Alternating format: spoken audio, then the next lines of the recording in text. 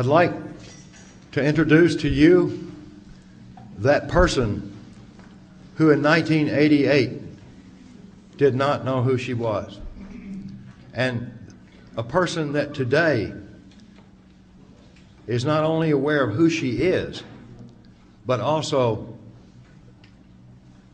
her purpose in this life.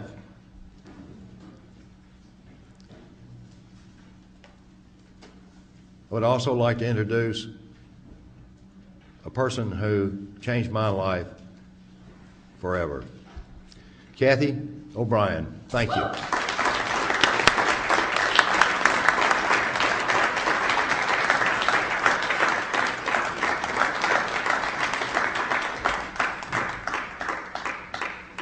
I'd like to thank you for coming out here this evening to arm yourselves with comprehensive understanding of mind control, because knowledge is our only defense against mind control.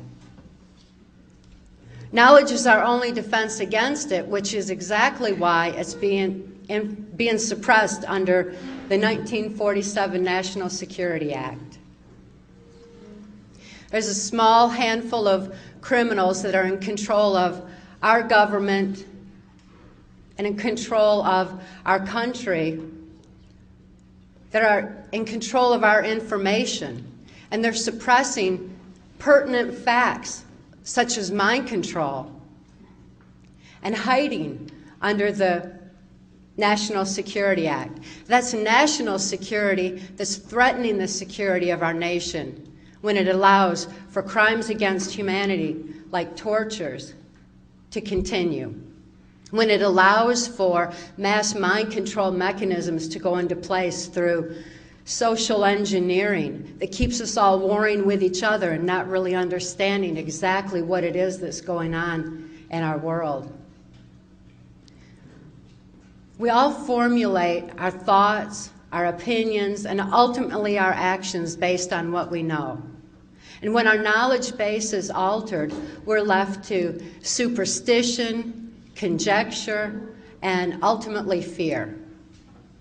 And fear is a strong basis for mind control, whether it's a kind of mind control that is the mass mind control over a whole society, or if it's the kind of absolute robotic mind control that I experienced under MK Ultra on a White House Pentagon level.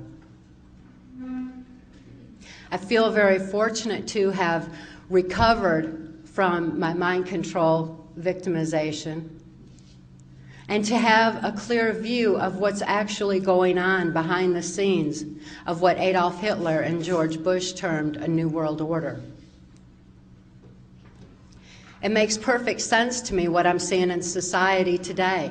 And the truth that set me free from the absolute mind control that I experienced can also set you free from any kind of fear that you're experiencing through what is happening in our society and in our world today. It can also free you from any kind of trauma that you've experienced in the past. It can also free you from information control that has left you wondering what in the world is going on today. I'd like to provide a comprehensive view of exactly what mind control entails based on my victimization in mind control and also my recovery from it. Because the mind-expanding abilities that I gained in my recovery process are abilities that each and every one of you would be able to use to gain a better understanding, to know what's going on in the world, and empower you to make a positive difference in your own lives and in your own walk of life, in your own society, your own family, and affect those that you love as well. In 1957, I was born into a multi-generational incest-based family. My father had been sexually abused. His mother was a prostitute. My mother had been sexually abused, and her father was military intelligence and ran a Blue Masonic Lodge.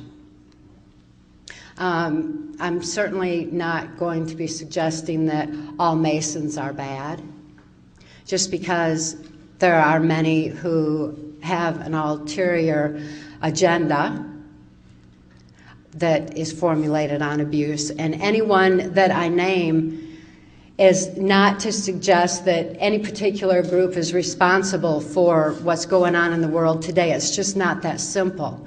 There's good and bad in everything, and it weaves in and out of society. And in my situation, I thought that the whole world was involved in abuse.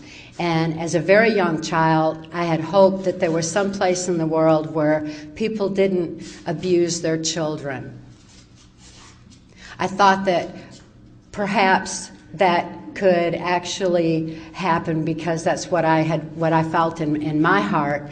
And yet, with my whole environment saturated and my view was narrow to my own environment, I lost hope that there was a place where people didn't abuse each other.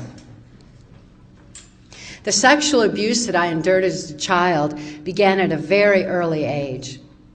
And it was before I could actually think to understand that my father's sexual abuse was bad.